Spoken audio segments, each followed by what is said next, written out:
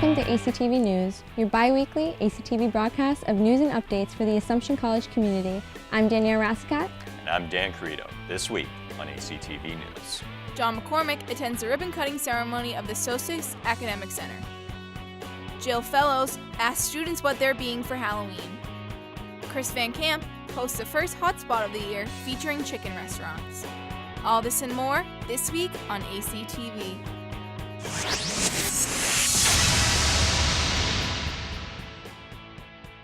This Friday, Students Administration, the Board of Trustees, donors, and alumni joined President Cesareo and the members of the SOSIS family for the official opening of the SOSIS Academic Center. ACTV reporters Jill Fellows and John McCormick attended this momentous event. On October 20th, Assumption College cut the ribbon on the SOSIS Family Academic Center. After 2 years, the building is finally open for students and staff. During the event, students, faculty, board members, Assumptionists, and alumni looked on as Mike Sosis, President Cesareo, and Father Gallagher unveiled the new academic building. Our mission and educational philosophy are rooted in ideas espoused nearly 1,600 years ago. However, they remain relevant and important, thanks to the teachings of St. Augustine and the vision of Father Dalzone, each of whom watch over us each day from their perch by the library and here before this magnificent center of learning. And a reception followed afterwards. And I'm John McCormick, ACTV News. Thanks, Jill and John. Make sure to check out all this new building has to offer. With the recent hurricane in Puerto Rico, the Assumption community has come together to lend their support to those affected. Erin Keating attended Alana's Latino Festival to find out just how Assumption was reaching out. Members of the Puerto Rican community here at Assumption College are left to deal with the aftermath of Hurricane Maria, which recently struck the U.S.-owned island of Puerto Rico. Seeing the devastation resulting from the storm, students and administration at the college have come together to help those affected by this catastrophic event. The hurricane came straight through the east coast of Puerto Rico, and I live exactly on the east coast of Puerto Rico, so my whole family was actually affected by the hurricane. Claudia Gonzalez is one of the many members of the Assumption College community impacted by Hurricane Maria. The junior accounting major says her family is okay, but there are many on the island that are struggling, and Gonzalez was looking for ways to help. In the days after the storm hit, college administrators approached the Puerto Rican community at the college, offering their support. We reached out to each of them by email constantly to let them know that we were thinking of them, praying for them, and to let us know what they might need. Working with Dean Conway Campbell and Dean Bob Revenell, Gonzalez organized the Puerto Rican Hurricane Relief donation drop-off during Assumption's Latino Festival. We organized a donation drop-off where people can come donate money or whatever goods they want, and we'll send them over to the island to help those in need. Me and my roommate, we donated some diapers, some food, things like that. I brought some water and I brought diapers to donate. Gonzalez was overwhelmed with the amount of items donated by her fellow Assumption students. We have only been open for 3 minutes, and we already have received like 4 cases of water, so many amount of diapers, and even non-Puerto Rican students are raising so much awareness and collecting so much money and donations that it's incredible. Gonzalez, along with the rest of the Puerto Rican community at Assumption, are grateful for the efforts brought about by the Latino Festival, along with the generosity and support being offered by the Assumption community. I'm Erin Keating, ACTV News. Thanks, Erin. Contact the Cross Cultural Center to find out ways you can help. Winter is just around the corner, and that means basketball season is upon us. On Thursday, October 12th, students filled Laska Gymnasium for the ultimate kickoff to the men's and women's basketball season with Midnight Madness. The event was hosted by junior Sarah Riley and senior Ronald Opera and was organized by SGA. The event also included performances from the dance and cheer teams, competitions between the classes, and even sumo wrestling matches between Conway Campbell, Dean Bob, Dr. Woodbrooks, and Professor O'Hara. What a great way to kick off the season. Recently, many students have taken the opportunity to voice their opinions on the budget cuts affecting the college. This past week, students from the art department held a demonstration outside the Laska Gymnasium, letting everyone know how important the arts are to not only them, but to the Assumption College.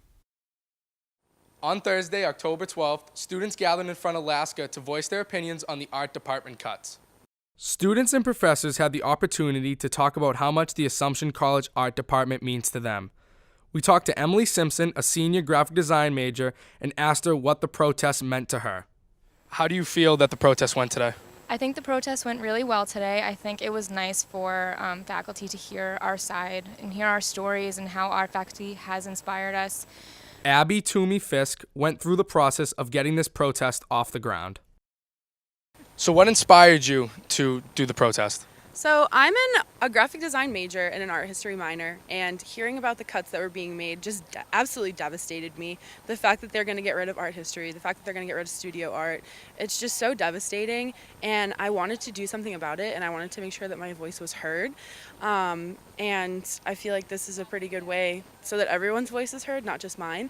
And I mean, we had a pretty good turnout. A lot of people spoke, and I feel like our voices are being heard, so that's the point. Hope Sutton also gave her opinion on the protest. So a lot of people showed up today, and there was a lot of emotions at the podium, and obviously that's what you guys were looking for. Is there anything else you can expand on this? I think, it's really important that we all kind of got up there and spoke. And I think that in the process of kind of talking to administration and sitting down with the provost and emailing the president, a lot of it, I think, we try to keep the emotions kind of held back. So I think for us to kind of get up there and talk about what really the cuts will mean and what it will mean to us, I think it's really important that emotional side comes out. Because I think in a way we all kind of treated this like it was a professional aspect until now. So I think it's important that we kind of had these personal anecdotes and we kind of talked about what our own stories were, because I think it gives a little bit of humanity to it all. It's more than just budget cuts. It's more than just department cuts. So I think it was important that everyone kind of got up there and said their piece. I'm John McCormick, ACTV News. After hearing about the protest, I decided to take a deeper look into what parts of the art department would be affected after this academic year. Assumption College has been experiencing many changes on campus. One of the more controversial changes has been the budget cuts toward the art department. I spoke with the chair of the art department as well as different professors within it to learn more about the causes and effects it will have on the Assumption community.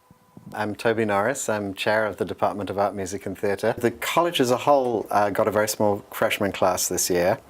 And they're concerned that next year's freshman class will be small as well, because tuition from the students pays the majority of the ongoing costs of the college. That means that the budget is short of money this year. And the budget proposal is to cut 3 of those 8 full-time positions. One in music, so that's Peter Clemente, and he teaches a mixture of hands-on classes, so he's a superb classical guitarist, so he teaches guitar classes. I teach fundamentals of music. The students that I have find that the cuts are motivating them to look elsewhere to continue their music studies, because they fear that they won't have enough courses being offered as they go forward. The program that we spent so much time building over the last 10 years or more, there'll be nothing left to it, and they're feeling as though their efforts have been wasted.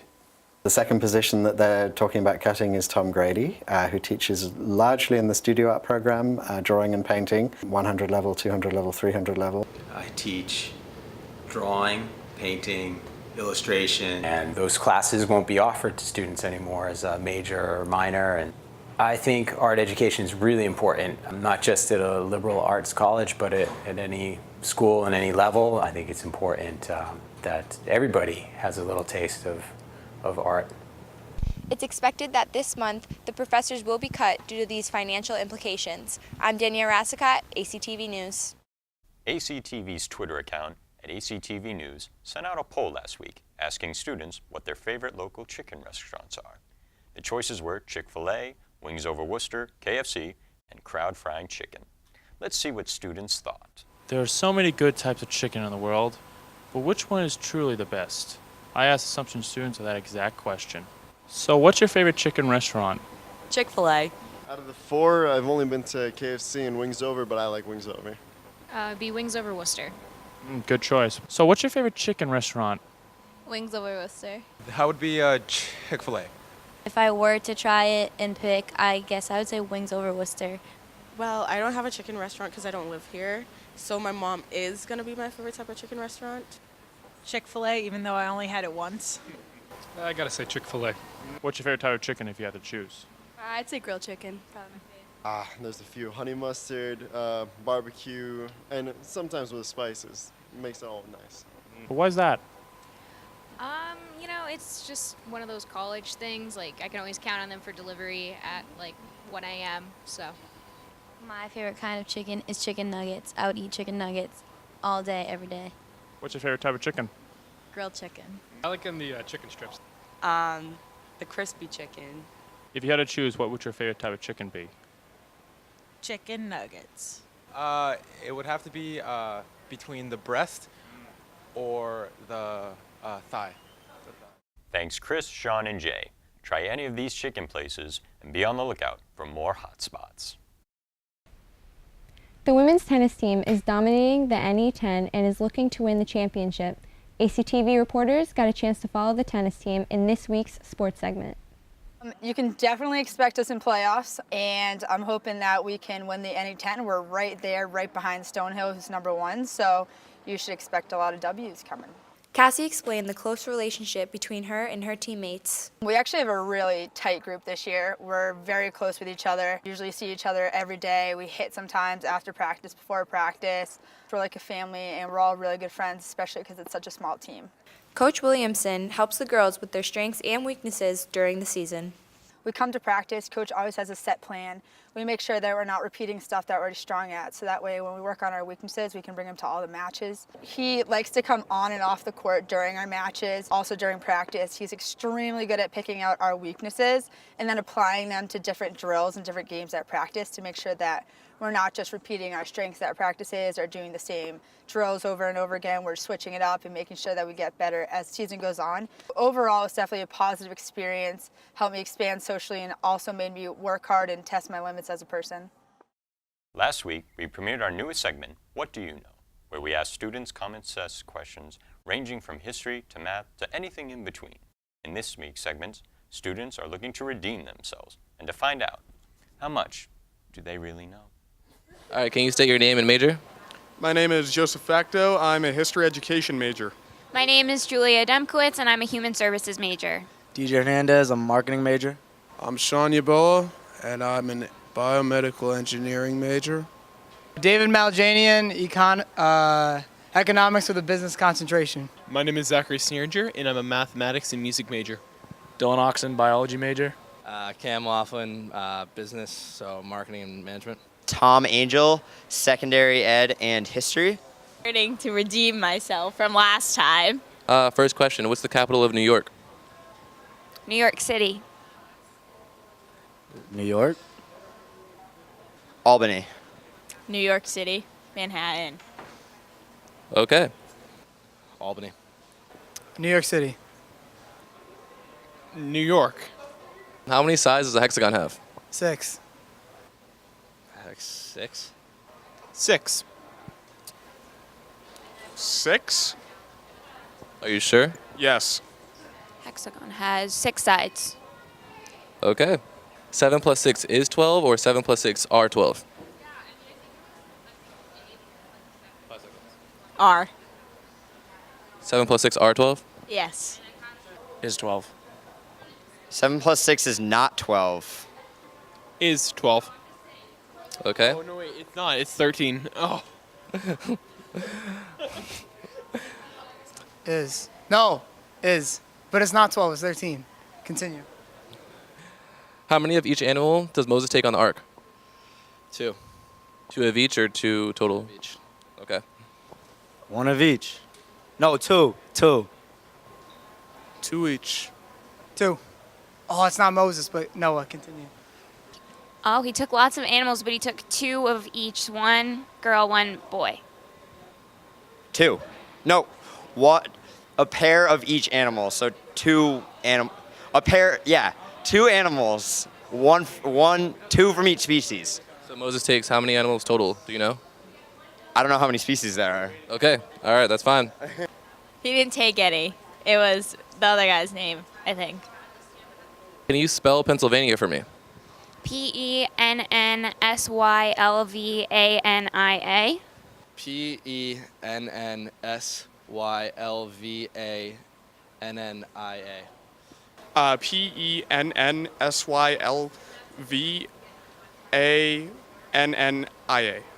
Spell Pennsylvania. I can't. Continue. Next question. Whose face is on the $10 bill? I don't know, George Washington. Alexander Hamilton. Hamilton. That would be Hamilton. I don't know. Just throw out a name. John Adams. Thank you, Evan, Brianna, and Aaron. Be on the lookout for our next set of questions and to find out, what do you know? Just a reminder, class registration begins November 6th. Make sure to check out the course catalog to see what classes you would like to take and to set up a meeting with your advisor. With Halloween just around the corner, students are scrambling to get their costumes ready for this spooky holiday. Jill and Jasmine have more. Halloween is back at Assumption College, and ACTV wants to know what you're going to be to celebrate this fun-filled holiday. What are you going to be for Halloween? Donkey from Shrek. I'm going to be Scary Spice from the Spice Girls. I think I'm going to be an orange. I'm going to be strawberry. I'm going to be Crayola. And I'm going to be Life. I'm going to be Peggy Carter from Captain America. My boyfriend's going to be Captain America. Dora the Explorer. I'm going to be a sports trophy, like, you know, little figurines that, like, you get when you get, like, a trophy. I'm going to be that. It's like a tennis court. So I'm going to be Indiana Jones for Halloween. I'm going to be a mermaid this year. I'm going to be an alien. I'm going to be a police officer. Probably a Happy Gilmore from Happy Gilmore. So my friends and I are actually, we have a pretty big group, so we decided each of us are going to go as Toy Story characters. So I'm going to be Jessie, and a lot of my friends are going as, like, Buzz Lightyear and Woody and, like, Bo Peep and all of that. So it'll be cool. I'm going to be Spider-Man this year. I'm Jill Fellows. Back to you at the studio. Do you think your costume is the best? Make sure to tag us in pictures at ACTV_news. That concludes this week's episode of ACTV News. This broadcast was brought to you by the ACTV Club and the services of the D. Pasquale Media Center. ACTV airs on Channel 2.3 every other week. Make sure to follow us on social media to get news updates and to reach out to us with ideas and comments. You can follow us on Facebook, Twitter, Instagram, and YouTube by searching ACTV. I'm Dan Carito. And I'm Danielle Rassicott. Thanks for watching.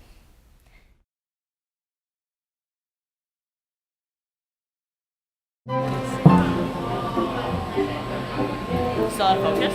No, it's good. Kind of stumbled a little bit this time. But thank you guys. I'm Chris Van Camp, ACTV. The event was also included. Oh my god, I'm so sorry!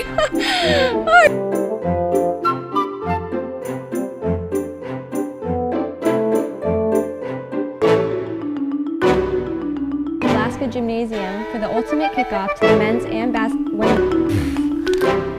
Hello! Has to be the way, nothing else. Excuse me, honey barbecue is the better one. Oh boy, we got some competition.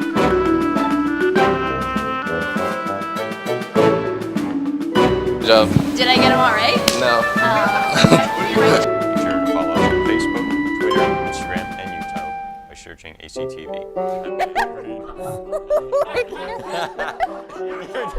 You're dumb.